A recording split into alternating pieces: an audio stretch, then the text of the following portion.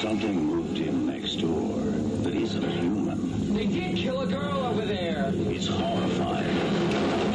It's unspeakably human. And now it knows that you know. Fright Night. If you love being scared, it'll be the night of your life. Rated R. Sneak preview Friday night. Check newspapers for theaters.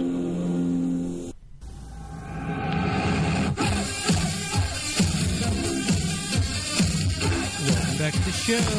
Welcome back to the show. Oh boy, it's the first in our Halloween series. It is. Well, I'm ready for this. This is going to be a lot of fun. Too. Well, listeners out there, my name's Pete. And I'm Scott. And these are the movies that made us gay. Yay! Scott, why don't you talk a little bit about what we watched? Oh, man. It is October 1st. We are ready for Halloween, and we watched Fright Night, directed by Tom Holland, with the guys from Homos on Haunted Hill, Chris Moore and Kevin Michael Jones. Welcome to the show. Welcome to the show, guys. Oh, my. Wow. What an ovation this is. We have a reception for you. Yes, indeed. As per usual. This is awesome. Yes. Well, thanks for Thrilled to coming be on, there. everybody. Yeah. Absolutely. Thanks for having Thank you us. so much for joining us on our kind of intro to October episode. I feel like you two are the most Halloween people in my Facebook and Instagram feed, so it is quite the honor to have you here. Wow. That's an honor there. Yeah, that's the greatest compliment I could ever really get, so it's great. Me too. That's terrific. Well, I mean, this movie is It's a good one. bananas. Yeah, it's pretty crazy. Scott, do you have a little bit of info about Fright Night, and then we'll jump in here? Yeah, like I said, directed by Tom Holland, who he is the creator of Child's Play. Did you know that, Pete? Well, I remember Tom Holland from Spider-Man Far From Home in the Marvel Universe. I didn't know he was this old. Not that Tom Holland. We had to throw it out there at the beginning. But yeah, Fright Night, released October 2nd, 1985, released the same day as movies that made us gay favorite, Weird Science. They both came out the same day. I love Weird Science. And it was a sleeper hit of 1985. It grossed $24 million at the box office. Since its release, it has received positive reviews from critics and has become a cult classic. Fright Night, as a franchise, has grown to include one sequel, Fright Night Part 2 in 1988, a remake in 2011, which was followed by Fright Night 2 New Blood in 2013. Fright Night and Nightmare on Elm Street 2 Freddy's Revenge were the top-grossing horror films of 1985. Wow. So let's get into it. Okay, I mean, that's two really, like, faggoty horror movies. Both for 85. And I think that they sort of broke each Good other's Lord. records at Yeah. the time. Wow. Wow. What Wow. a gay Yeah. year for horror. Yeah. Okay, so I feel like I remember 1985. I don't know about the other three on this call here, but I was a kid when this came out, a very young child, but I do remember this movie as a kid, and my cousins and I just kind of loving it and going crazy for it, just because of all the amazing practical effects and just the fact that we loved horror movies as kids. Guys, do you remember the first time you saw Fright Night, or do you have a history with this movie? You guys want to talk about that? I think I saw it in middle school, maybe. And, Sure. I mean, I always recalled the artwork when I was a kid, but I That never poster? saw it Sure. until it was, it's an amazing poster. I love that art. But I don't think I saw it until I was in middle school, and I Sure. just got it on VHS and watched it. And truth be told, I don't know if I loved it at the Right. time. I thought it was kind of it was good, but I just didn't really have a desire to watch it again. Yeah. And I think I saw the sequel once. I've still never seen that again. I think I liked it once again, but I don't. I don't have a very interesting history with this film. It's not like one where I was like, oh, I watched it when I was like 6, and it's just been my favorite ever since. It's Right. kind of just like one of those things that I don't have much of a history with it. Yeah. Kevin, Well, what about you? I had it's become one of my favorite horror movies, but wasn't always the case either. Like, I had rented it a couple times when I was younger, and kind of just disappeared for several years. And then in college, I think I went back to it. I'd heard they were doing the reboot, and I was like, oh, I remember that movie from my childhood. I should go back and revisit that. So I did, and I just fell in love with it. And I don't know if that is because of the 80s-ness of it in general. It's so, like, dated that I think it has become this kind of camp classic in itself, too. Like, not completely, but, you know, it there's plenty of camp elements there, and just the queerness of it all we'll get into. But, yeah, it's... and I was really excited to see the original, the remake, and I went with a couple friends, and... it's something. Yeah, it exists. It's a movie. It is, in fact, a movie.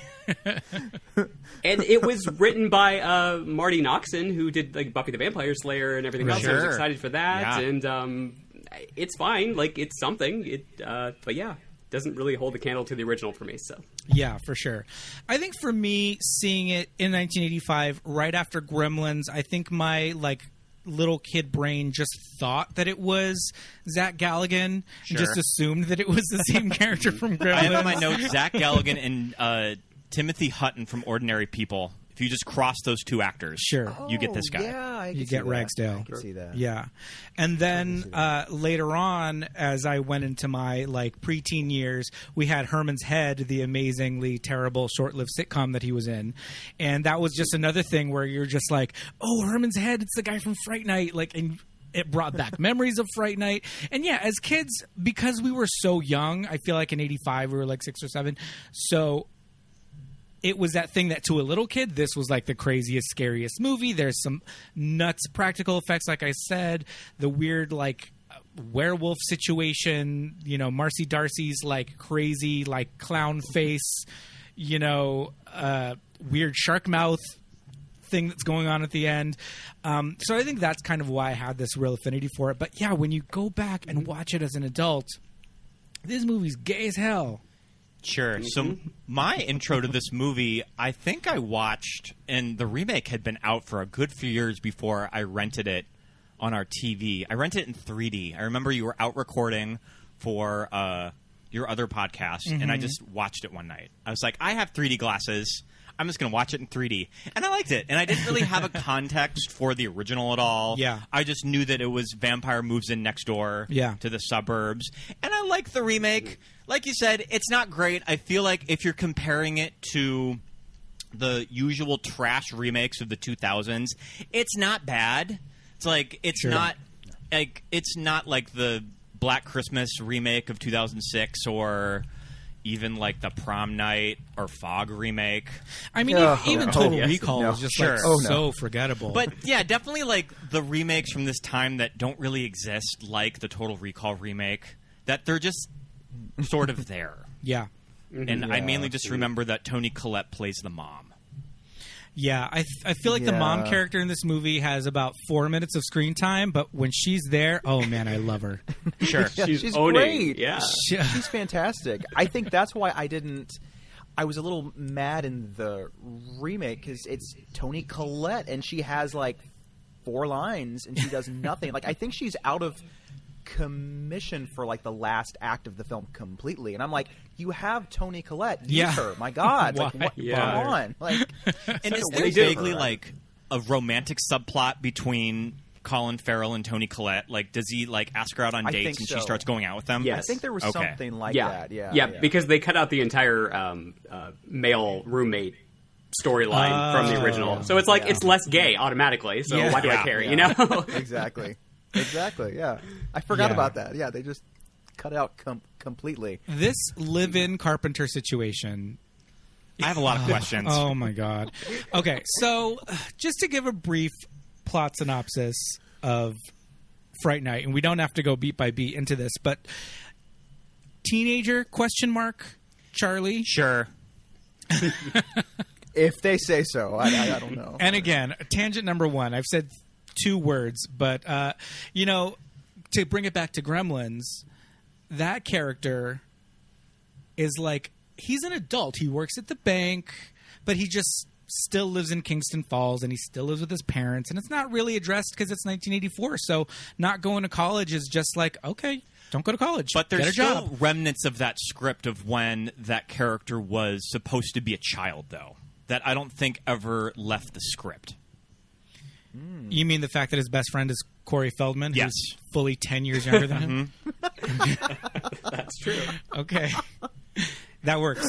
But in this movie, they're teenagers, and they're specifically called out that they go to high school, and Charlie's a teenager. William Ragsdale, I feel like, looks about 22, 23, which, whatever. It's a movie. So Charlie is a teenager.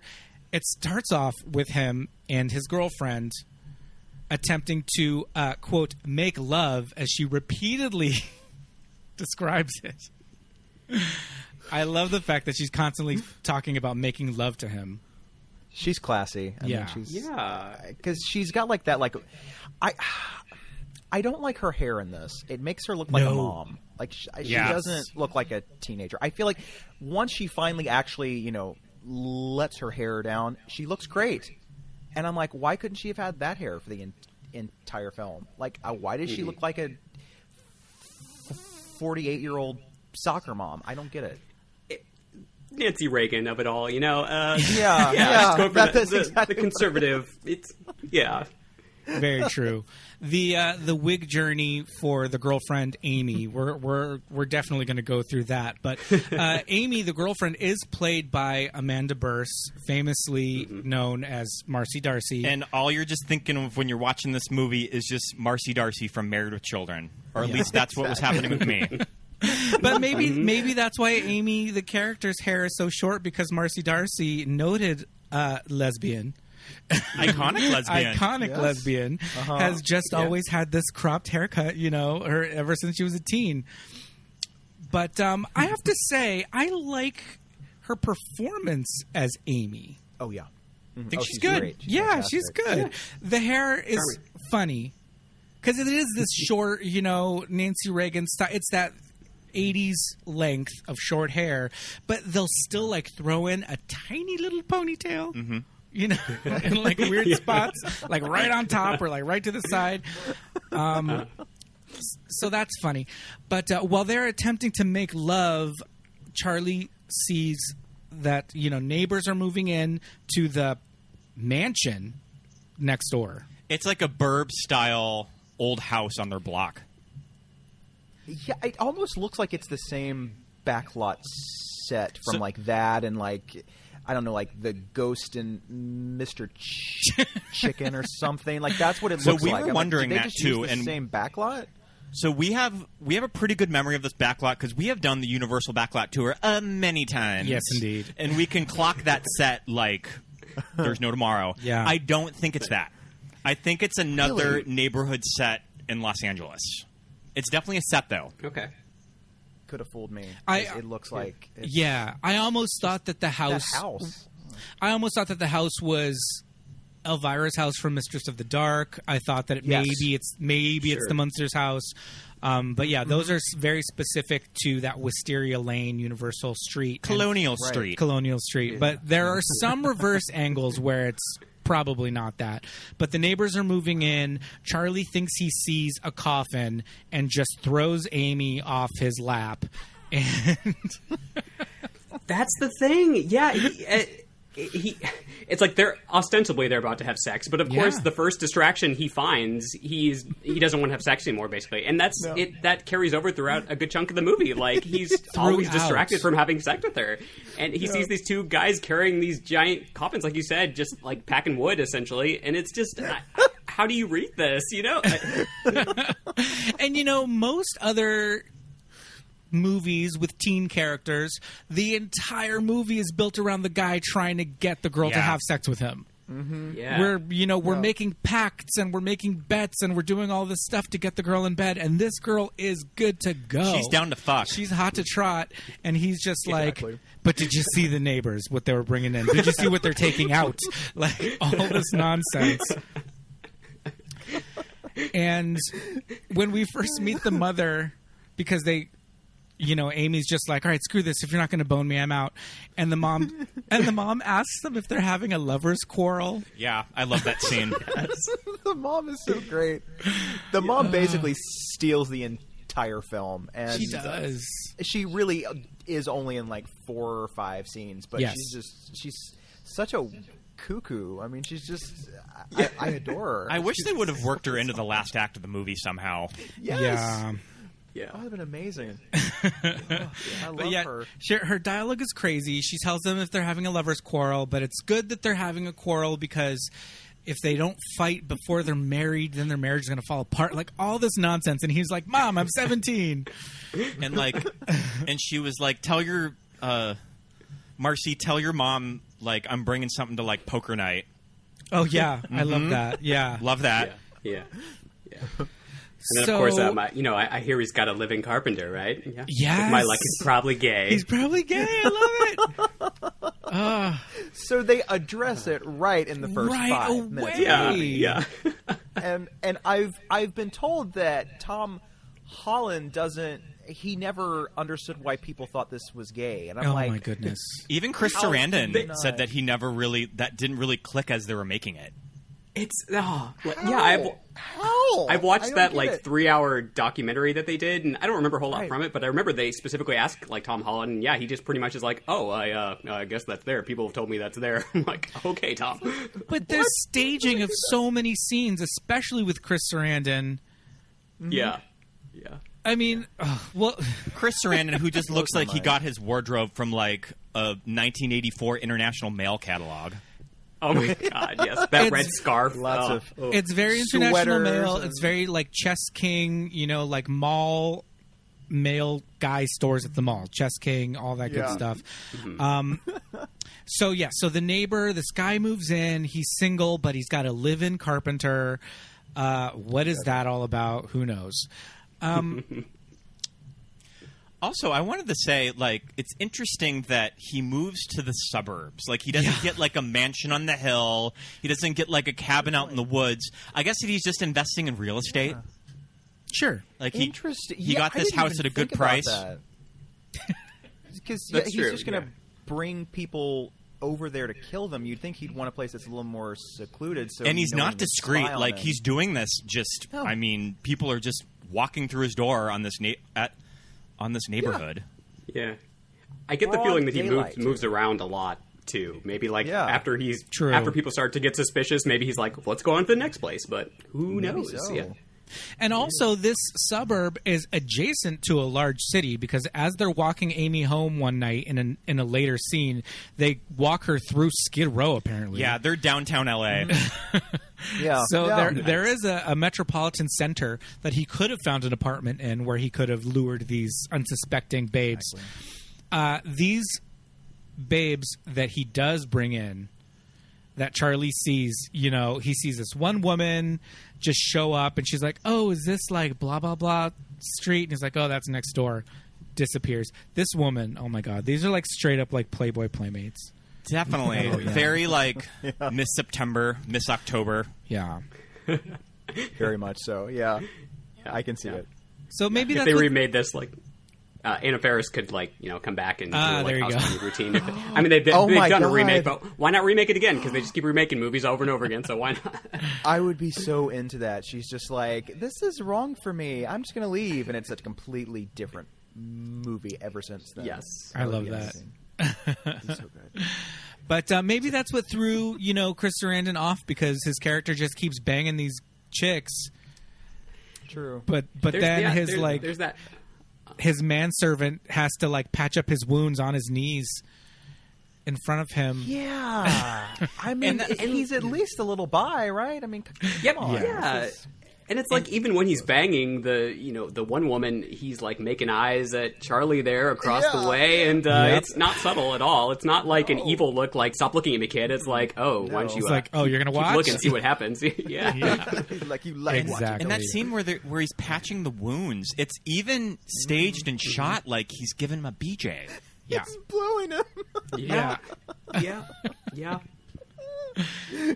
It's like, come on. Like, I mean, maybe it was like an actor thing. Like, hey, Tom, like, what if I do it like this?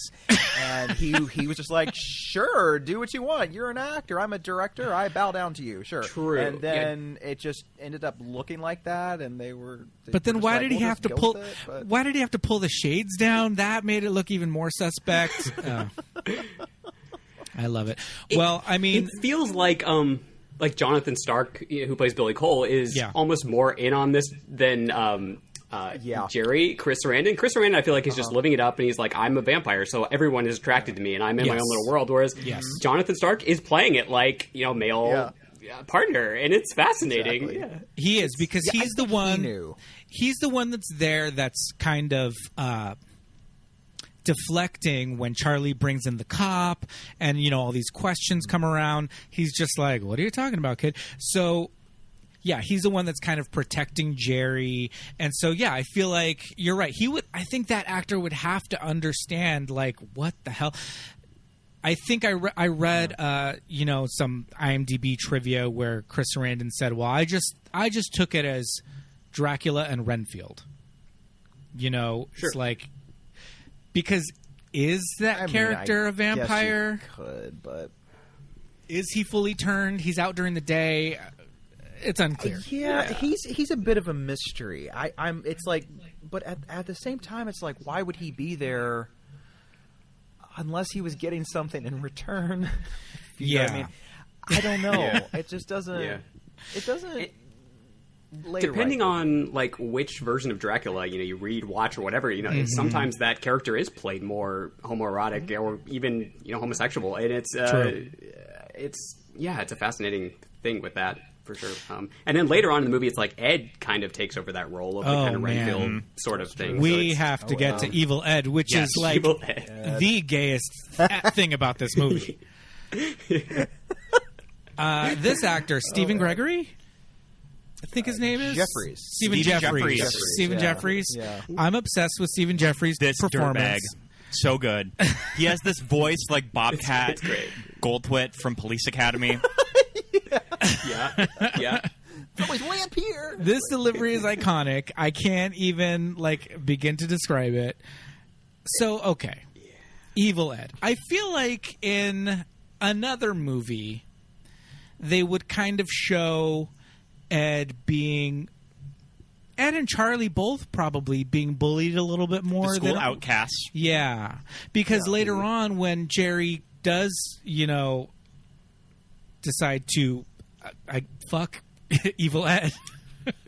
Essentially, yeah. And he gives him he actually tells Charlie, he gives him the vampire Lestat line of, I'm going to give you the choice, right? Mm-hmm. Which is also super gay. And then, he tells Ed, you're not going to be bullied anymore. And it's like, well, we didn't really see that. Like, is he bullied? I was going to say, we never see him getting picked on at all. And I'm like, that would maybe be a little more powerful if we actually saw some sort of bullying, but we never do. He just kind of he seems a little annoying. I can see why maybe he wouldn't have many friends because he's a little shrill, but we never see it, so I just assume he's happy-ish. I don't know. Yeah, I mean, he seems he's very interested in horror films and all, but so was I, and I wasn't exactly bullied. I mean, it's and they don't really say why they call him Evil Ed, but I assume again because that's his interest and everything. Yeah, but that would be good to know too. But that was another thing we don't really. He calls him evil, and he doesn't like. He doesn't like to be called it. We have a clip of that really scene. Really mad about it. Ooh, yes, we have some Ed dialogue. Let's get into that here. I have a vampire living next door to me, and he's gonna kill me if I don't protect myself. What? Come on, Evil, I haven't got time to explain. Just tell me what to do to protect myself. Very funny, Brewster. Evil, please, I'm not kidding. Just tell me what to do. Don't call me Evil anymore. Why should I help you anyway?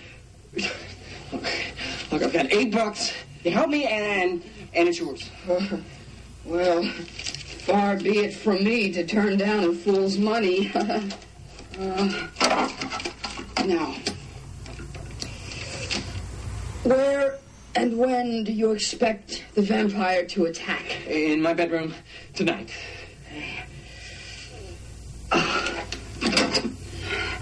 Start with this. But you must have total faith in it for it to work.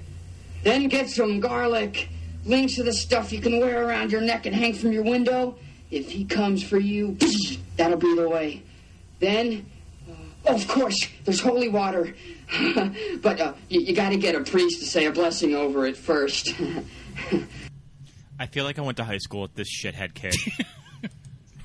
Yeah. Definitely that type of shithead that you hadn't thought about in years, and you go back home and you're on Scruffer Grindr and you just see him. And you're just like, no shit. And then you get linked to like his weird like Rent Boy profile or something. Oh. Well, that's a perfect segue to talk about, Stephen's career path there. And I feel the like most he... interesting trajectory. Yeah, I feel like he could have had such a good career in voiceover. Mm-hmm. Yeah. Of course, yeah. Sure. His voice is so like expressive, and it's got all this crazy range. He could have gone into voiceover, but he went in the other direction. If you're not going to do voiceover, what do? Gay porn. Naturally. Obviously. Of course. I mean, that I've just never. I've heard of people doing porn and then somehow becoming actors after the fact, but never someone going into porn after being an actor. It's such a strange journey. No judgment here. I'd be lying if I said I didn't actually see a few of his films. I was curious. Okay, so some of the work of Sam Ritter. Oh, I've watched him. He's very committed. And so good for him. And I love some good vintage '80s porn too. It's always fun, It's on video. I have to say he's probably one of the better actors in porn, which I know is not saying much, but he seems like he's having a good old time, so good for him. Good for him. Yeah, Sam Ritter, folks, if you want to look him up. Yes. It's all on Pornhub. Yes. Well, it's not all there. There's like one or two. So that's out there. Yeah. That's an interesting career path. I'm sure there's a lot of information on what happened there, but I'm not really that mad at his character in this movie. Kind of annoying, but that's just the character of Evil Ed. Yeah. Yeah, and he's got a good arc with what happens to him eventually when he does get captured by Jerry, and he's got a really good scene at the end with Roddy McDowall, who we haven't even talked about yet. Yes.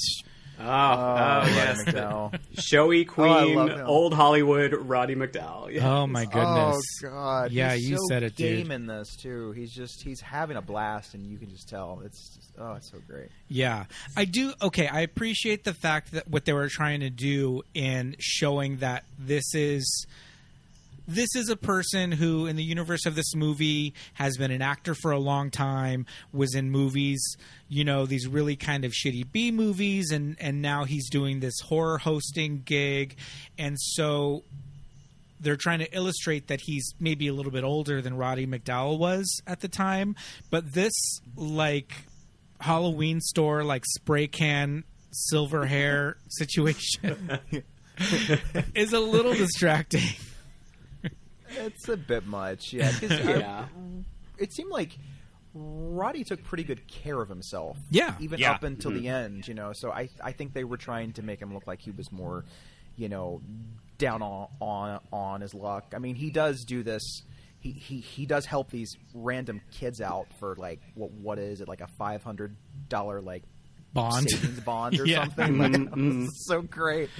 So it's like he must really be, and because this was before the days of cons, so I'm sure if there had been cons then he could maybe make a little extra money. But I just think it's so funny. He's like $500, I'm sold. And he just goes because these kids are crazy. Like, I mean, I don't know. It's so funny to me.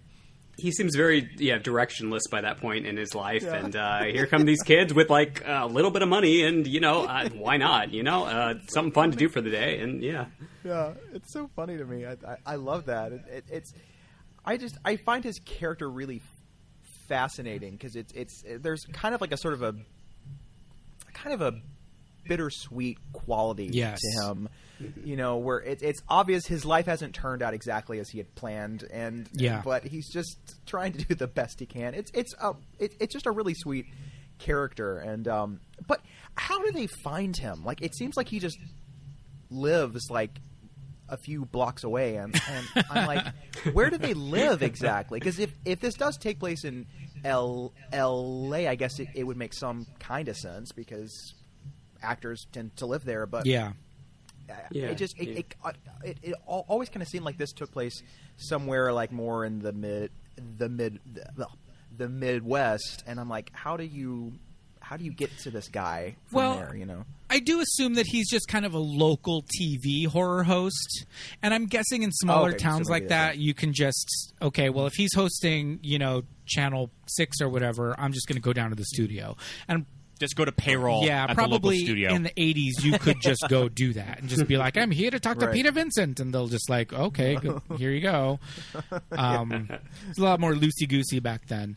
So I was reading about this character and how he's definitely the heart of the movie, and when Tom Holland was coming up with the idea of the story, all he had was the premise of a vampire moves in to this kid next door, and he didn't really have that good of a story. So it just kind of sat there in his mind, and when he was talking to an executive at Columbia, they finally settled on that the movie's going to revolve around a horror host, that he has to go to this horror host to help him. So that was sort of that was what really got the script going, or the story. So that's kind of why he's the heart of the movie, because they didn't really know where to take it until that character came to mind. And when you kind of look at Rowdy's character and also Roddy McDowall himself in the 80s, that whenever he showed up in 80s movies, he was definitely a novelty. Like, he didn't really have a lot to work with. I mean, for whatever probably episode of The Love Boat he was on, it was just like, oh, remember Roddy McDowall from Planet of the Apes?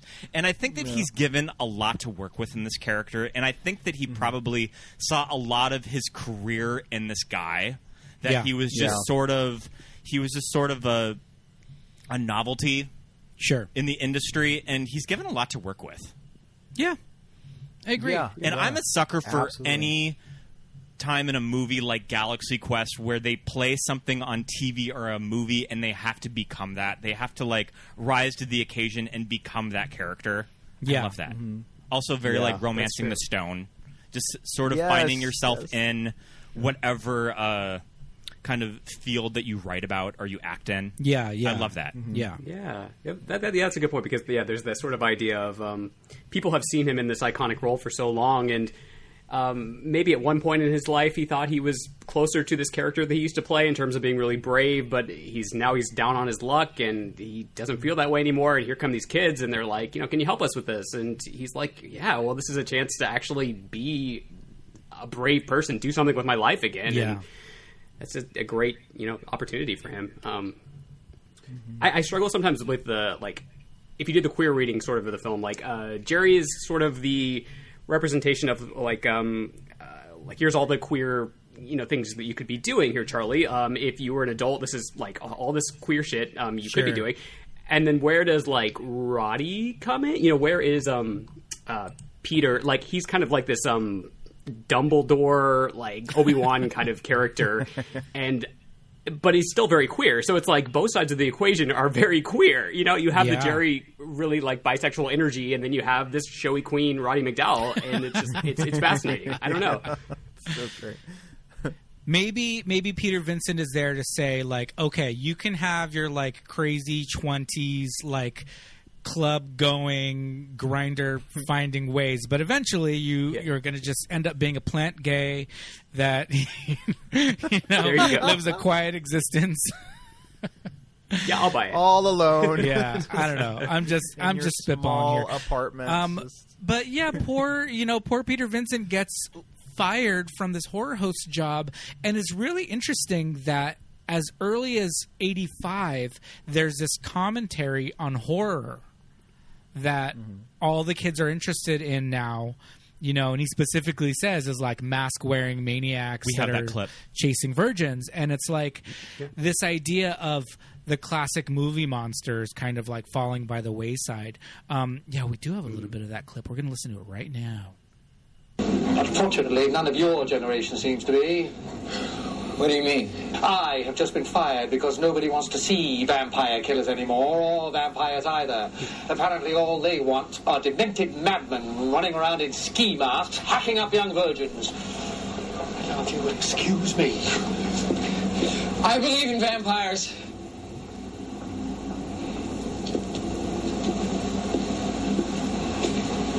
That's nice. If only there'd been a few more of you, perhaps my ratings would have been higher. In fact, I have one living next door to me. Would you help me kill him? Pardon me? Well, you know the murder of that girl that happened a few days ago? Yes. The guy who lives next door to me did it. And he's a vampire. If this is your idea of a joke, I am not amused. Question: is Roddy McDowall actually British? I think Who he knows? is, right? I think he is. But see, you know, back in the day, like that whole like MGM studio training, everyone sounded like vaguely British. This refined Like, voice. Yeah, it's like for the longest time, I was like, Betty Davis, isn't she from like London? And no, Yeah, she nope. just is so grand. You know, everyone was grand, and they never had any ahs. They never said ah. There was never an ah. No r's to be found in that. No. Very East Coast. It's the Mid-Atlantic accent. Upon a very quick IMDb search, he was in fact born in England. So Oh, good. that's a real accent there. I think it is a little bit exaggerated. Probably, Maybe. Yeah. It's pretty much the same connects voice him that to he that. has in A Bug's Life. Yeah.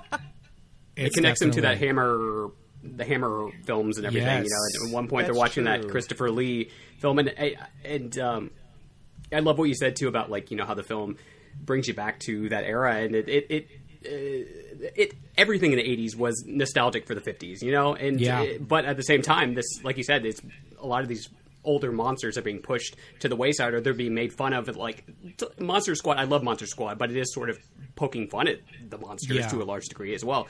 But there was a sort of innocence to that period that gets lost when you get into like all the 80s slashers of, you know, Jason just killing people over and over and over and over again. That I can understand someone like Peter being, you know, nostalgic for that era, and, you know, people from his generation. Because I just rewatched like even like Bride of Frankenstein. It's like they're charming, you know. They don't have the same sort of aesthetic or bloodlust kind of, you know, that the films from the 80s do, and so I can get that. You know. Yeah, Scott brought up a really good point yesterday as we were watching this, and this movie could kind of almost serve as like a bridge between those classic monster movies and like a more modern, if you will, 80s aesthetic, because what Scott mentioned yesterday was, had there really been a vampire in the modern world before this movie? Like, I can't really even think of any. And not like Dracula in 1972 from like the Hammer movies. That's like a time I can traveler. only think of maybe like The Hunger. I mean, that was Sure. so Yeah. 3 maybe. wasn't Lost it? Boys And, was like a few years after this, because I think Lost after Boys was this, 1987. I guess Yeah. Daughters of Darkness, that was 71, wasn't it? 71. Yeah. But not many. That whole thing kind of went by the wayside in the 70s a bit, and then it seemed like this movie sort of kicked off kind of a sort of resurgence of them, because then you had like Vamp and the Lost Boys, Monster Squad, and so the slashers kind of took up most of the early 80s, but then by the mid 80s, slashers were slowly starting to kind of die out a bit. Yeah. And then you had these more sort of like fantastical things, and so they kind of came back a bit after this, but it seemed like they were gone for a really long time. Yeah. If you want to look up a really interesting review of this movie, look up Gene Siskel and Roger Ebert's At the Movies review of this. Oh, God. Because Gene Siskel, like, he likes the first probably 30 minutes of the movie, and then after that, he's having none of it. And even Roger Ebert was like, okay, chill out.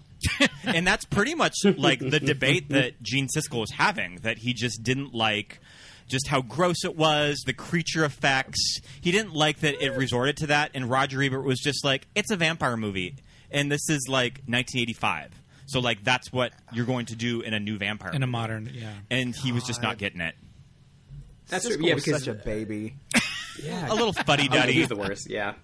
God, he was pathetic. Yeah. Well, Because werewolf films had at least made a little bit of a comeback, with American Werewolf in London and The Howling, and you can see a lot of that influence on like this film as well, even with some of the transformation sequences for sure, and the practical effects there. And so it does seem like an attempt to be like, okay, well we did the werewolves, and now let's try the vampires again and see if we can get them up and going, and with a lot of Rear Window vibes. The first probably 30 minutes is very Rear Window. Yeah, for sure. Yeah. That's why Siskel liked it, because it was classy. Didn't have to resort to gross out gags. But I mean, speaking of how just modern for the 80s they decided to make this movie, there is a really amazing set piece that takes place in a club, like a new wave kind of like disco club.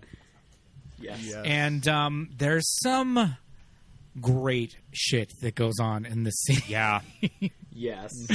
I mean, it's one of Amy's very first like hair transformations that happens in the blink of an eye. I can't even with this hair transformation. So, he's doing this, like Jerry, the vampire, is doing this very like classic vampire kind of like, what do you even call that? A glamour kind of a situation where they kind of like put someone in a spell or a trance, And he's luring Amy to him in this nightclub, and as they're having this kind of a dance break, she goes off camera she kind of goes down, right? Like out of frame. Yeah. And she's revealed with this fabulous blown out hair. I love it. I think she looks hot. Yes. I was like, finally. Finally good hair on poor Amy. Got a stylist. Great. Yeah. Well, there's that one moment that's like essentially taken from like Fear with where he's putting his fingers all up in there, Reese and Mark on the on the roller coaster. It's. I was surprised that they showed as much of his hands as they did. I'd forgotten about that. And also, like, this girl is underage when you kind of look back at it, and it's just like, it was the 80s. No one cared. Nobody cared then. Now, I'm sure, oh my God, there'd be so many things. Like, how dare they do that? It's like, she's like 25, though. I mean, it's not like it's not an actual 17-year-old. Like, people, like, the thing that drives me nuts, like, the opening of Carrie now. People freak the fuck out about. They're like, these girls are supposed to be underage. I'm like, have you seen them? They look like they're about 35. Okay? Yeah, exactly. Like, no one's believing that they're 16. Like, there's no way. But when one of the best friends is eating McClurg, like, the jig is up. Yeah, I'm like, really? Yeah. Are we sure she doesn't work for the school principal? Are we sure about that? I don't know. It's a little suspect to me. Oh. Yeah, but they do make a brief mention of the age gap when Charlie and Amy are attempting to leave the club, and a bouncer stops Jerry and says to them, if you're looking for chicken, you got to go somewhere else, which that was kind of scandalous to me. I was like, oh my God. Yeah. And it was just more accepted in the 80s, apparently. They're just fully acknowledging, like, oh, you want underage girls? Get the hell out of here. Like, that's not going to happen. Yeah. Wow. And then in typical 80s fashion, those bouncer characters are quickly dispatched. And of course they're the rare African American characters in the film, and True. of course they're the ones who get dispatched. Yeah. Very 80s. That guy though is in Friday the 13th Part 3, right? He's the guy that gets his arm chopped off actually, by Jason. Now that you say that, he like tries to save the day, and then he immediately gets his arm chopped off. My God. He's like, hey, and then it's just like totally dead. I'm like, wow, okay, he had a really good part in that. Yeah, wow. Yeah, man. Wow. So right before this Jason. right before this scene, we kind of touched on it earlier. Charlie, Ed, and Amy are walking. I guess they're trying to walk Amy home, and Ed's like, I'm going to go this way. I'm going to cut through this alley. Charlie's like, don't cut through the alley. You know, it's dark. We know there are vampires out there. And Ed's like, fuck you, whatever. I'm going to go down the alley. And he promptly gets, you know, captured by Jerry. Now, when Chris Sarandon as Jerry is with Evil Ed, and he is just kind of like, all right, dude, just make peace with it because I'm about to, like, turn you or whatever. It's so crazy the way he, like, puts, like, it's so gay. Like, I was... Yeah. It's very, like, daddy and son role play. Yeah. Oh, man. Like, I'll take care of you, baby boy. It's a lot. Yeah. Yeah. It's a lot. And it's that question of, okay, maybe he wasn't playing it quote unquote gay, but he was playing it like he had chemistry with everyone in that film, and including Evil Ed in that moment. He's like, okay, well, I'm going to seduce him like I would, you know, Amy earlier on, or, you know, it's it definitely comes across that way, you know. Yeah. And again, that's a very, like, modern kind of take on vampires. It's where, you know, Anne Rice has gone, you know, went in all of her work, and it's, you know, the True Blood situation. It's just like, when you're alive this long, it's like, who cares? Pretty much, yeah. It's very, there's a kind of a fluidity to most vampires, it seems. Yeah, especially, go ahead. It's odd. Yeah, but no, just like, I mean, the it seems like we see it more with, like, the female vampires, because you got lesbian vampires going back all the way back to Carmilla, which came out before the Dracula novel. But then in the 70s, you had all these lesbian vampire films, and then it was like the 80s. It's like, okay, let's try this kind of fluid dude vampire and see how that goes. Even if he didn't necessarily play it that way, that's how it comes off. That's how it comes off, for sure. We have a little clip of and that. every time he's on screen, it has this, like, 70s porn music playing behind him, and it's crazy. I love like, the music. That music is hot, okay? It's hot. That music is hot. So good. It's sexy. Oh. It's pretty good. We've got a little clip. We're gonna play that now.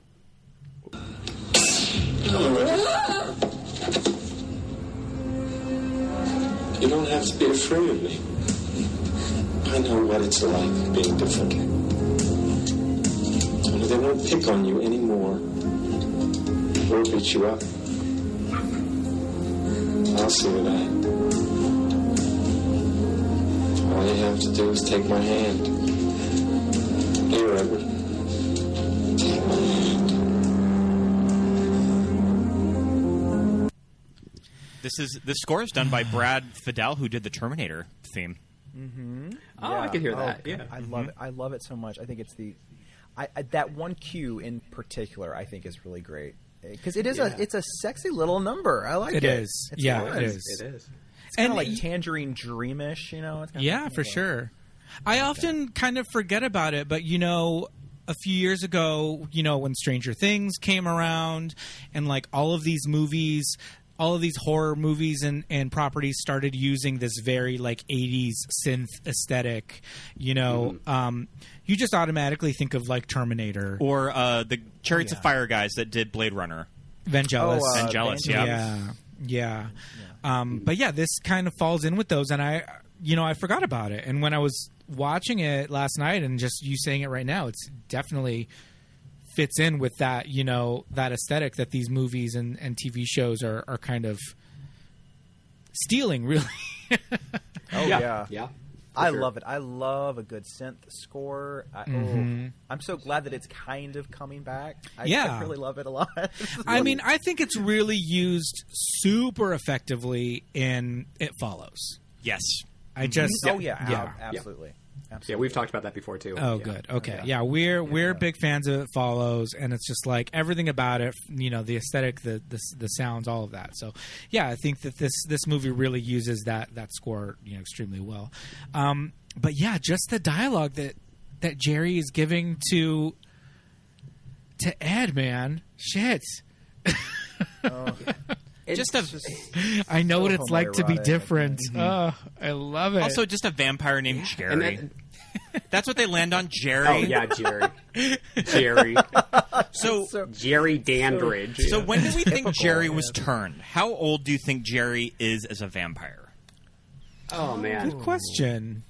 I guess you're not supposed to age after you're turned, right? So, Yeah. I mean, he looks like a 80s 35. Right.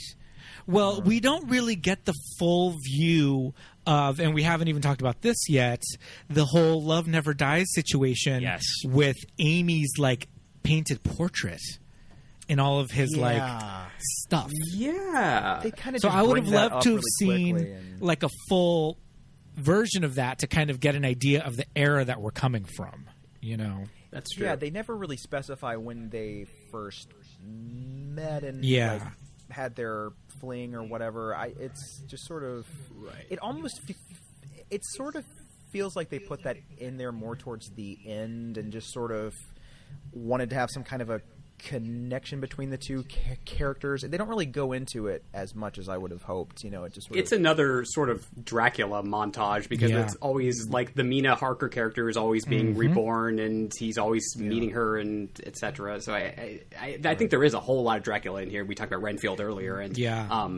just carrying a lot of that over. But then it's kind of interesting that like Amy plays eventually ends up. Amanda ends up becoming the sort of Mina character, but like before that, it was almost Charley was more the kind of Mina character who he was like, seducing at times just with with looks and stuff. And then at one point, it's kind of like Ed, but then Ed kind of becomes the Renfield type character. So it's like there's always the shifting dynamics where it's not exactly Dracula, but you get little bits of it here through like our super bi lens. It's interesting. Coming in through bedroom windows. Yeah. And there's that line too where Ed says like, okay, where are you gonna, where's the vampire gonna come for you next? And he's like, tonight, in my bedroom. Like, all right. Yeah. In your dreams, kid. Yeah. I actually, another bit of IMDb trivia. I'm full of them. I got a million of them. It did say that specific character beat of Amy kind of being a reincarnation of, his long lost love, that was brought to the script by Chris Sarandon. I think he just needed more to work with. Yeah. That he suggested it and that they just threw it. So I think that's kind of why it feels unresolved in like the overall script. Well, because like the first time we see the painting, it's Charley in Sherry's house, and he sees it and he just goes, Amy? And then that's it. So it's brought up, like, I guess it's in like the first 20 minutes of the movie, and then then it's never really brought up again until they actually meet. And so it does kind of seem like it was just sort of maybe slightly shoehorned in there a bit. But I mean, it's a good little bit, but it's just I wish it was expanded upon a bit more. But sure. I also love that the painted portrait of Amy or of her past self or whatever has, the Amanda Bearse, like, super 80s, like, poodle hair. Yes. Yeah. It was all the rage back then, too. So basically, she needed to be turned to get a makeover. That's what it's all about. Yes. You have to be a vampire to have the sexy hair. Yes. That's what it's all about. Thing. Yeah, well, you can read the sort of the whole vampirism or whatever as this sort of just coming out and being yourself, and I think that always comes through in this, and especially with Ed. Ed when he is being turned, that's the first time we see him sort of let down his guard, and he's not that kind of I'm evil Ed all the time. He actually is this really vulnerable person, and that's what Jerry is able to play on when he's seducing him, and to be like, okay, you put on this show of being this like really crazy character, but like you are really lonely, and people make fun of you, and I can help you be something that you want to be. And he seems pretty happy actually when he gets turned. And true. So whatever. He seems into it. Yeah. Yeah. Well, I mean, going off of the makeover journey, as we saw in, the initial seduction in the nightclub, Amy gets her first kind of, it's just a blowout. It's just a quick, she just went to Dry Bar, got like a quick blowout, nothing fancy, no cut or anything. Then she gets some full-out extensions. Yes. It's like Where a did those wild lion's mane. It's great. Love I it. think there are two wigs. I think there's like a middle Yeah. That's kind of like a little bit more like a Shag, like a little bit more like a Tina Turner kind of situation. Yeah, it's like a stringy kind of looking thing. Yeah, and then like the final incarnation, which is full Tawny Katane. Yes. Like on the hood of the car. And I love that the dress, the white dress that she's wearing is straight up Marilyn Monroe on Hollywood Boulevard getting pictures, but just a little elevated. Yeah. Yes. And he just has this dress in his closet. Yeah. Questions. For special occasions. Yes. Any questions? I also, all his ladies wear it. I also thought it was interesting that she's wearing this Marilyn dress, and you can kind of see, you know, her bosom from beneath this dress, and I'm like, if my hours of watching Married with Children has taught me anything, it's that Amanda Bearse is not the most voluptuous woman. There might have been some other extensions that went into that. Yes, she might have had some help in that area, but hey, you know, it was she needed to be as sexualized as possible for an 80s horror movie. So we'll give it to her. Side note, goes for it. It's great. I was going to say, side note on Married with Children, who's your favorite of her husbands or boyfriends? Jefferson.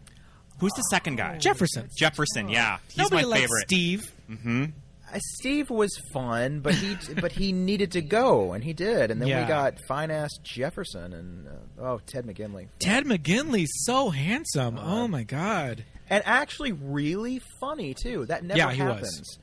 I'm like, how is that even possible? Yeah. It's like he looks like a model, and he's also hysterically funny. I'm like, that does not happen every day. Does not happen often. It's not. We do. We are the proud owners of Married with Children DVD box set. But it's one of those box sets that you get from Best Buy that are just really shitty and they fall apart and they're just like being held together by paper. It's that, and they will literally disintegrate in your company, hands when you're getting out a DVD. Mill Creek, right? Don't they? Mill put Creek, out, I think they put out like Did they? 30 Rock recently. Oh, I don't know how they got they've gotten so many rights to all these things now, and I'm like, how do they get these rights? Because when I was in high school, they had just come out, and they were putting out like those like public domain kind of movies in the same crappy packaging, like those little boxes that just like fall apart. And so apparently they've kind of elevated a bit. They've got Married with Children. I think they have I think a lot of the Sony library now for some reason they've got. We also have Charlie's Angels in it. Oh yeah, they got the original Charlie's Angels. Yeah. Mm-hmm. But you know what we need is one of those like 90s like zipper booklets for your CDs. Big flip catalog. Yeah. Yeah. I've got a few of those still. I still have they're them. handy. They're handy. I love them. I refuse to part with them. Ever. Yeah, I know. No, I will never get rid of my CDs. But I mean, I think again, Amanda Bearse as Amy, like, I think she's really selling this character. Same, yeah. And it's probably one of those things that there's probably not a lot on page. Yeah. So just you as an actress really have to just elevate it, and I think that she brings it. Yeah. Absolutely. There's a lot of time with her sort of spent in that transition phase where after she gets bitten, it's like it actually takes a long time to actually see her come out as the vampire, and she doesn't get a ton to work with. But when the brief time that she is on screen, like you said, like she just plays it up and is just having a great time, and it's fantastic. The last act, I think, does kind of have some weird kind of pacing things where I'm like, okay, where's this going? I like where it ultimately ends up, but yeah. Yeah, I agree. The pacing is a little sketchy from time to time in the last act, but we do get this really kind of successful final showdown between Roddy McDowall and Evil Ed. What is his name? Peter. Right. Yeah, and this whole situation where he's now like taken this wolf form, which is also very Dracula, because Dracula can transform into a wolf. Yeah. Mm-hmm. Yeah. People forget that. Yes. Yeah, and that's the thing. They don't really explain it. It's not like, oh, well, there's also a werewolf. It's just like, no, vampires can transform into multiple forms. So when Peter has this showdown with Ed, and he impales him on this like bit of the banister in Charlie's house. Yeah. Right? How are you going to explain that one to your mom? See, they could have brought back the mom then. And Sure, yeah. Like, what the fuck is going on here? Like, why have you just killed this kid in my house? But Why no, is they don't do that. this naked teenager on Yeah. my floor bleeding out? I just had the some carpet explaining steamed. to do. God damn it! Yeah, she's like, what's happening? But yeah, and we do like we were mentioning earlier, the whole American Werewolf in London like influence on this movie. This transformation is insane. It's pretty good. We should probably give a shout out that they got the guy that had just done the makeup for Ghostbusters, Richard Eldrund. Sure. But yeah, he had just done Ghostbusters, and Tom Holland says that for movie makeup, there was a lot of kinks that they had worked out from the production of Ghostbusters, so everything went smoothly in this movie. Like, anything from movie makeup that would have gone wrong went wrong on Ghostbusters, and when he came to work on Fright Night, everything was already, like, going smoothly. So he said the makeup transformations just went as they should, because they had already worked out all the kinks on Ghostbusters. Okay. Cool. That's lucky. Yeah. Cool. Yeah, I feel like the this werewolf transformation is like, it's gross, it's like super visceral, but it's also like really sad. Yeah. It's sad because he briefly becomes like human again. For at least it seems like it, and he's just like, this is what I get for like putting myself out there once. Like, this is what happens to me. Like, it's like I went with this guy and he promised to give me like everything I wanted, and like this is what I get. Like, I get killed. It's very sad. It's very It's really sad. Yeah, and also evil. Stephen Geoffreys, I feel like at the time, because he's kind of like a small guy, like I bought that he's like young or like high school age or like a kid. Like, I kind of bought that this is like a young guy, like a kid. I buy him a lot more as a teenager than anyone else in the movie. Yeah, for sure. Yeah, so that kind of also lends itself to like how kind of sad this moment is, and like he's reaching out, and Roddy McDowall's just like, oh shit, what did I just do? Yeah, it's like, I've never done this before. This is weird. When you see that wolf prop like hit the chandelier and then fall to the ground, whew, and it's like crawling away. Yeah, really well done. Yeah. That's really like, because I kept thinking, like, when it does start to crawl, is that like a real animal that they just attach this little prop to, or is it all a prop, or like what is this? I think they used probably a wolf pelt, and they made sort of like a taxidermy prop. That would be my guess. Yeah, that would do. Yeah. Because the fur looks too real. Incredibly real. Yeah, it looks so real. But I think in this moment, this is where you kind of see that Peter Vincent is just like, holy shit, like, I'm just a dude. Like, I'm an actor. I play a vampire hunter. Like, I know all of these like rules, but that's all from like the movies and the characters I play. But now he's just like, I just fucking impaled a kid. Yeah. It's like, you don't come back from that, you know? Yeah, like, how do they explain that the next day? I mean, that's horrifying. And so this scene is like, I feel like, as it is gross and it is like graphic and all of that, but there is this like dramatic beat to it. When we go back to the mansion and we have our showdown with like the manservant, I forget the character's name, but Billy. Yes, Billy. The way Billy dies is so disgusting. I love his death scene. It's like this weird green goop that comes out. But there's also like, sand. Like, it's goop and sand and skeletons. Maybe semen, let's be honest. Maybe there's some scatters. I don't know. He's been storing up for the winter. I don't know. Who knows? It beats me. It is so bizarre, and I love it, though. I do. Yeah.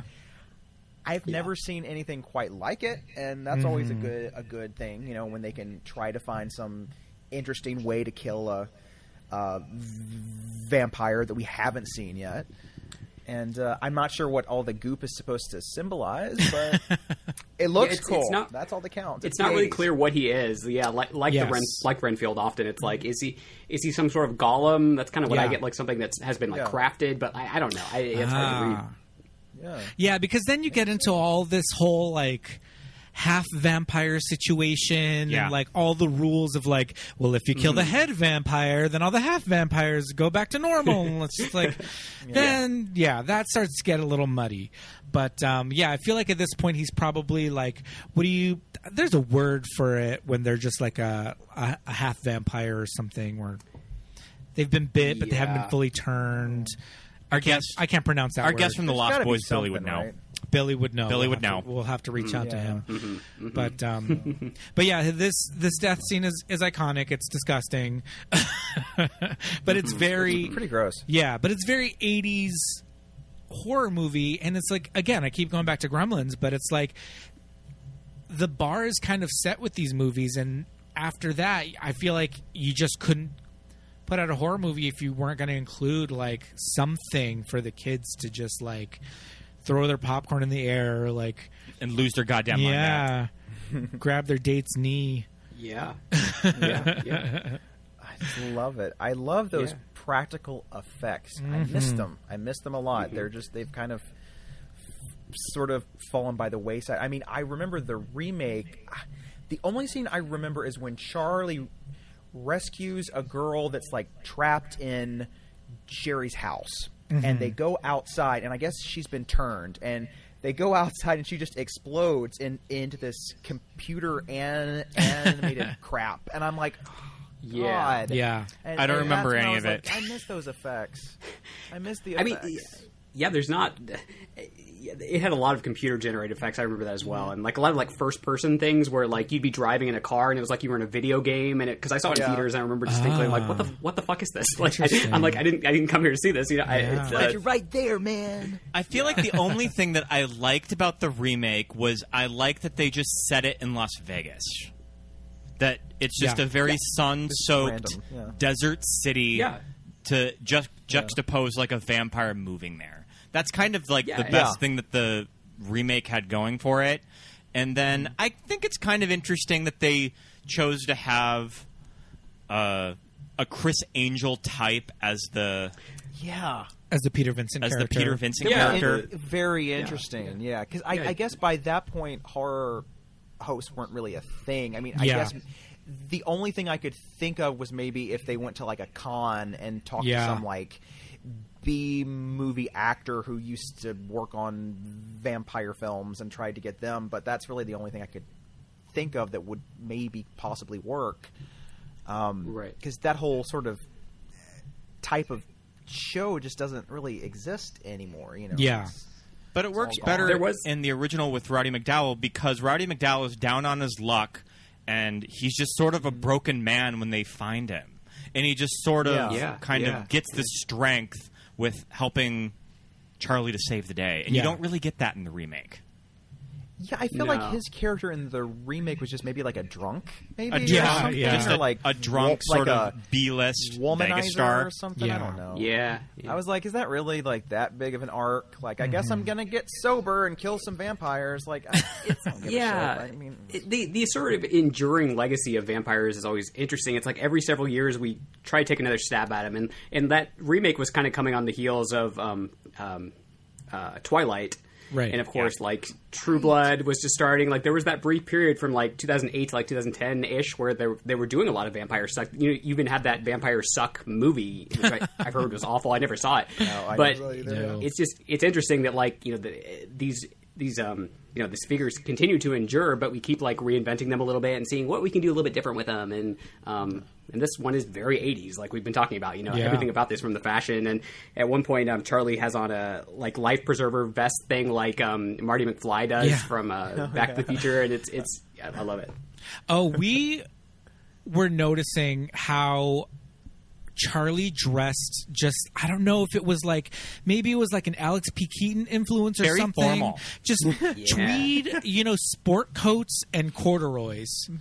And like a tucked in dress shirt. But very like a, very respectable young man. Yeah. Not teenagery at all.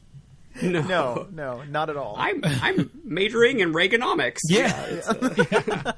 I mean, I'm not mad at it. I love the corduroys. Like, I would wear that, tweed sports coat. But, as a 17-year-old in the 80s, interesting choices. Mm-hmm. Yeah. But, oh my God. There's a lot to be said about the remake, but specifically, I think when it comes to practical effects, it's just that like you're kind of at the mercy of what you can do. Just because with visual effects, like with computer generated effects, it's just like, well, it can be anything. Yeah, it can be anything. So pretty much whatever you want. Just like think about it and we'll do it. But with practical effects, it's like, well, it's got to be what we can make happen. So they had to be super creative. They had to come in under budget. And I was also reading with Columbia that the studio executives at the time didn't pay a lot of attention to this movie because they were completely focused on the movie Perfect with Jamie Lee Curtis and John Travolta. So that was just sort of, this is going to be our hit. We're completely we're going to be focusing on this movie. Go make your little vampire movie. Wow. Yeah, so the director just says that there wasn't a yeah. lot of studio involvement with it for that very reason. I would like to see a perfect Fright Night mashup. I think that would be fascinating. Just Jamie Lee and John Travolta just... Oh, man. They need to be in the club scene. Yes. Just in the background. Or gyrating. I could also see Jerry at the aerobics class just like shoving his balls in our face. Like, do you have a night class per se? That'd be great. It's so fun. Oh my God. Perfect. That would have been great. They could have done a sequel. Yeah. If Perfect franchise hadn't bombed horribly. It had every right to. It's not that good, but we tried to watch Perfect. Did we finish it? No, we finished it, yeah. I don't even remember. We didn't make it to the credits because I remember hearing that the credits just turns full something about Mary, and I was kind of disappointed that I didn't make it that far. Oh, gosh. Because they have the musical sequence in the credits. I don't remember what Perfect is about. We'll get to and we Perfect, watched it. We'll get to Perfect on episode 245 of this show. Once you've exhausted the entire queer library. I expected more, damn it. I did. Yeah. And this movie was a fairly decent hit because it wasn't a lot of money to produce, so it turned a pretty good profit. And it makes me think that this movie was successful, so it probably made Warner Brothers think like, oh, so we can invest in Lost Boys. Like there is an audience for this, that we can make crazy, cool teen horror movies. Yeah. Interesting. It is really fascinating that this came out the same year as Freddy's Revenge in '85. I think you guys mentioned that earlier, and it's like both of these movies are just so queer, and it's and I think there's an argument to be made too that I mean, I don't know the entire story with Stephen Geoffreys, but I assume maybe the reason he went back into porn was because he was maybe typecast. I mean, he was having trouble getting cast again. I don't know, but I know that was a big thing with Mark Patton. But it's I don't know. The only thing I saw him in after this was 976 Evil, which I think was 88 or 89. Yeah. And then after that, he kind of just fell by the wayside. And then a few years later, here comes porn. So I don't know. Yeah. What happened? I think he did some stuff on Broadway before he did this film, so I'm wondering why he didn't go back to Broadway, maybe, or and maybe there were some problems with drugs or booze or something that we don't know about. And but it is weird that he's. I would say this performance is pretty iconic. I mean, everybody knows Evil Ed if you're a horror fan, and so it's weird that he was never kind of given the chance again to do something as good as this, because it's obvious he has talent, and so it's so strange how certain people's careers just go in these weird places, and you're like, why? Like, did they actually make that choice, or did they have no other options, or what was going on? It could also it's been interesting. Yes, okay. I was going to say, it could also just be being a gay actor at the time that just sort of, when it got out to casting directors that you were gay, the offers started to dry up and the auditions started to go by the wayside. So why not do some gay porn? I get that. You know? It makes sense to me. I mean, I mean, it's changed a bit nowadays, but I still think we have a long way to go. I still think there's a lot of stigma, just because really, for some reason, all of the actors want to play these fucking superhero parts. Yeah, and I don't know why. I guess they pay incredibly well, but there's a stigma where I've heard they don't want gay actors playing these types of parts, and I don't understand that. And those are the roles everybody wants. I don't get it, but call Ryan Murphy. He has a whole stable of gay actors. Exactly. We have yet to watch The Boys in the Band that just dropped on Netflix. I haven't either yet. Yeah, but I would like to. I did get to watch it on Broadway, and it was wonderful. So cool. I'm hoping that it translates well, but you never know. I mean, I did watch Ratchet. I just watched all of that. We're halfway through last night. It's something. I have mixed feelings. I'll finish it. I do too. Yeah. No, I think it's worth it. It's just I'm like, are they intending this to be a dark comedy? Because it's fucking hilarious. It's like Sharon Stone and her kid with no arms and legs. That's fucking hilarious to me. I'm sorry. And she's got that damn monkey. The monkey on her shoulder. It is just, this is pure camp. Yeah. And it's hysterical. Good Lord. But damn it, I completed it. So. Ryan Murphy does it every time. He gets us in, and then you got to finish it. And then, Ropes damn us it. in. God. Fucking Ryan Murphy. He knows how to keep the gays captivated. Just keep bringing in Finn Wittrock and. Oh boy. Yeah, I was actually going to ask if you guys had what your thoughts were on that on Ratchet, but it is. It's fun. It's something. I'm really conscious now whenever I say Ratchet that I can't say Ratchet, so now I just think about it too much, so I just end up saying Ratchet. Like she's so ratchet. D. Yeah, you really have to stress the D, which is hard. I feel like Sarah Paulson even says Ratchet too. Characters in the show fully say it with the T. Yeah, I think she's confused. I mean, in all fairness, she probably got this script like the night before, so I really don't know. I think that's how they. I think that's how those shows tend to work. Like that's what I've heard from everybody that's ever been on one of his shows. Is like, well, we got the script 2 days before we shot, and I'm like, oh my god, that's probably not good. Did he just save Sarah Paulson from like a falling piano or something, like push her out of the way or something, and like now she has to be in every project? Like, I think that was the deal. Yeah, the contract that she signed. There's definitely a contract somewhere. A pact. Yeah. I don't know what happened. I guess Jessica Lange finally completed her contract. Yeah, she's like, I'm out. No more American Horror Story for me. And they're shooting the new season, I believe, this month with Matt Culkin. I think that they were given the green light to shoot. Macaulay? Okay, is this the one where they said it's like him and Kathy Bates have like a sex scene or something? I think so. Sign me up. I think that they were just given the green light to shoot. Wow. I wouldn't be surprised if they built an entire season around that concept. I mean, I'd be fine with that. Just Macaulay Culkin and Kathy Bates having sex in every episode. I mean, why not? Random. More Macaulay. I miss Macaulay. Bring him. I want to see him. He's was great. Charming. He seems like he's very self-aware and funny, and so bring him back. Yeah, bring him back. You guys did a great. Saved on TV last. Yeah, I was gonna say they just did a saved episode. Yeah, shout out to your saved episode. It's so good. It's such a great movie, and man, bring it back. We'll watch Party Monster. I want to do a Party Monster and Party Monster the Shockumentary episode. Yeah. We'll do them both as one. Yeah. I'm just telling you, if you're not familiar with Party Monster, Macaulay Culkin walking around in like booty shorts. Not bad.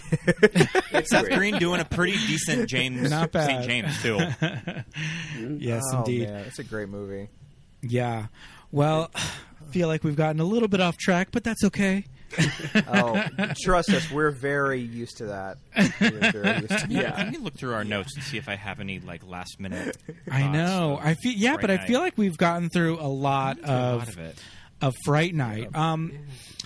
Do either of you two have any kind of like final thoughts or kind of like wrap up thoughts about like just the queerness of this movie and kind of where it stands in like horror and I mean it's a big question, but well, we've talked about, even on our podcast a little bit, how it's great to see Freddy's Revenge sort of, almost tokenized at this point of being like, okay, this was the queer horror film from the 80s, and it's great that it's getting the attention that it deserves, and it's great seeing Mark Patton out there and everything. I just hope it leads to more and more introspection, because I think people have overlooked even something like Fright Night for a long time, and it's just within the past like 5 years that people have been like, oh, actually that was pretty damn queer too. So I'm hoping that will continue to grow, and people will go back and look at some of these older movies.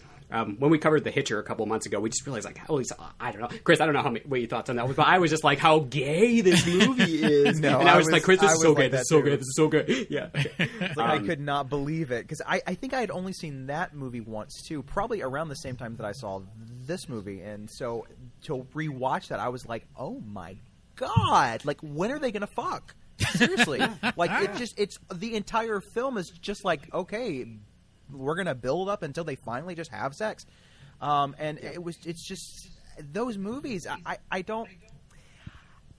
Some of it, I wonder if it's just us maybe doing like wishful thinking, but then I'm like, no, there's no way, because it's so gay. Like, how can you not see it? Like, and I guess maybe some straight folks don't really see it, and there's like, oh, it's just a cool vampire movie or just a cool film about a crazy guy on the road killing people. But I think there's more to it, and I think there's a few other films out there that I think should maybe get some new analysis, maybe, just to kind of, because right now, really, it is only like Freddy's Revenge, it seems, that people are talking about, which it makes sense, because that movie is gayer than Brokeback Mountain. I mean, that movie is so gay. Yeah, it's shocking. And that one is, was so startling because it was part of a major franchise, whereas Fright Night is sort of its own thing, and maybe that's why it's taken a while too, because there's just less eyeballs. And although this was a big hit, but I think it is a little bit become more of a smaller cult following. Yeah, I mean, a bigger cult following, but like not as big as Nightmare on Elm Street. It's definitely a thing. Yeah, it's been fascinating to see. And I think that's part of the reason why a lot of us are doing podcasts like this, now to go back, and I'm sure you guys as well, go back in these movies and be like, this was so fucking gay. How do people not see how gay this is? Like, are you blind? I don't. Yeah, we talk about that a lot. We're like, there's a lot of people involved in making a movie, and like nobody was just like, I have something. I think Amanda Bearse knew. Amanda Bearse, she might have known. I think she knew. She's very smart. She's very, very smart. I did get to meet her at a con, and she's just the loveliest person in the world. She's just lovely, and I want her to get in front of the camera again. I think she directs now, but damn it, I miss her, because she's got the best comic timing. Like, I would love to see her in like something with like Kristen Wiig and like just like some kind of like a fun movie, where she can just be so funny, and I would love that. Oh. I'm just gonna put that out there in the universe. There you go. We'll listen. No, you're absolutely right. I just have one more thing from my notes that I have to mention. Yes.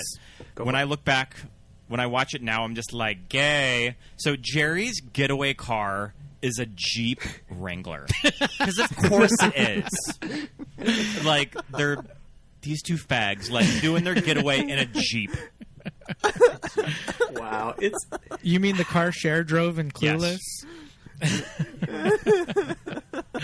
Yeah, that whole relationship, is so fascinating. That it's and like we said, like they pointed out in the very beginning, like this seems like a gay relationship. Like the mom, who is very smart, and she sees it, and she's like, okay, that's probably two gay guys that live next to us, but I'm not going to ask because it's the 80s. It's in the script. I mean, it's in the script. It's in the script. And I saw a little bit of trivia too that Jonathan Stark, who plays Billy Cole, went on to co-write the puppy episode of Ellen. I read that too. Which is fascinating. He won an Emmy for that. Wow. It's so crazy.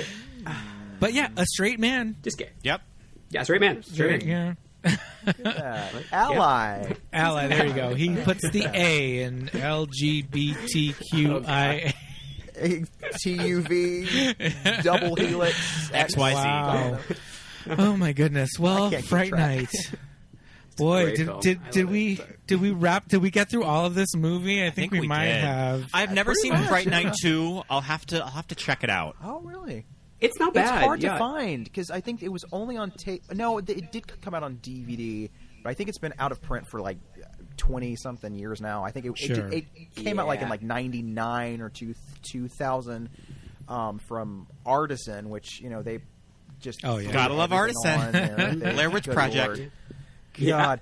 And it's been out of print forever. I think there's something with the rights. Like, nobody can find the rights. Oh, so okay. it can't come out on Blu-ray. But I'm like, but how'd you get the rights for the DVD? Right. Like, just find who had them then. Like, how do you lose the rights? Like, try to know where they're going to go. I don't... Yeah. Totally And that one has some bugs me. really queer shit in it, too. Especially the kind of trans African-American character. I can't remember their name. But, yeah, there's some good stuff. And the villain is Jerry's sister, if I recall. It's been a while since I've seen it. So some more kind of intrigue with that history there. Interesting. It's worth watching. It's been It's pretty decent. I Okay. mean, I think it might be on YouTube, or at least it was.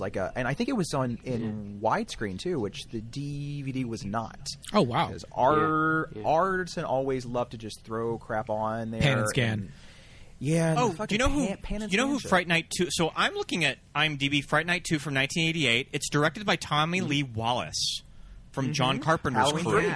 Because he did the okay. It miniseries, and both William Ragsdale and Roddy McDowall came back for it. Interesting. Yeah. Wow.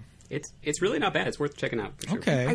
I want to say there might have been a story about why Stephen Geoffreys didn't come back, but I forgot what it was. I think there was something there. I don't think he had already started to do porn by that point, but I don't think it's like, well, I'm shooting Big Cocks Part 5, so I can come Right, but, because we didn't mention the little tease at the end of the film, there's right? a Where it's little like, tease oh, is he where still alive? he's still alive, I don't know. Yeah, we got that laugh. We got that Evil Ed laugh coming out of the house. At I the like to very know end. that Evil Ed's still like red eyes.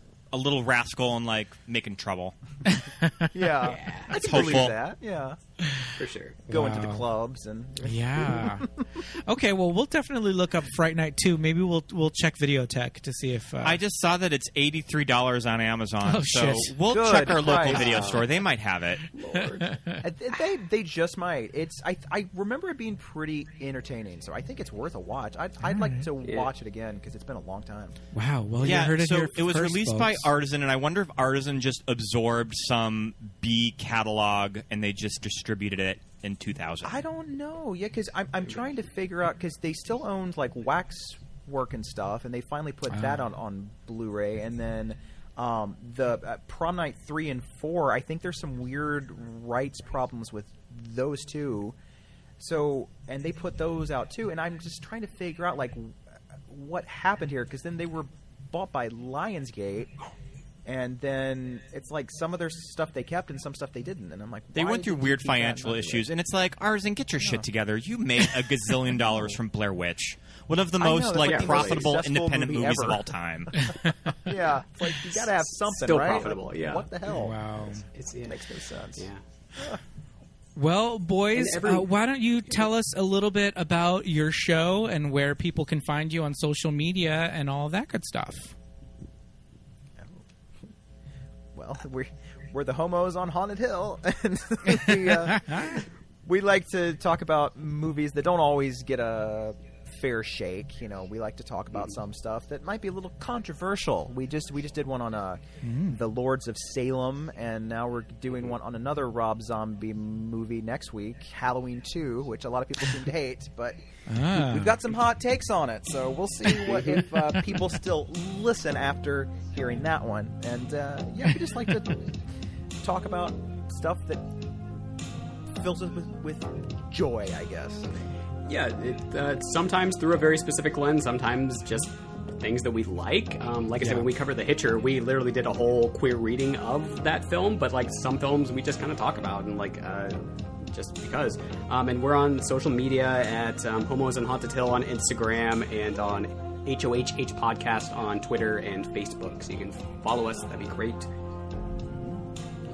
Awesome. Thank you guys so much for coming on the show. Thank This you. is so much It fun. means a lot to us that you were our kind of intro into the month. I love Yes. that. Well, I love it. I love that. This is my favorite month, as it is for, I'm sure, both of you and anyone who's got some kind of taste, I think. October's the best month of all time. It just is. It's always good. Yes, indeed. Yes, indeed. Well, like I said, thanks again for coming on the show. We're going to sign off with you two for now. But everybody out there, go check out Homos on Haunted Hill right after you finish listening to this episode. Bye, boys. Bye.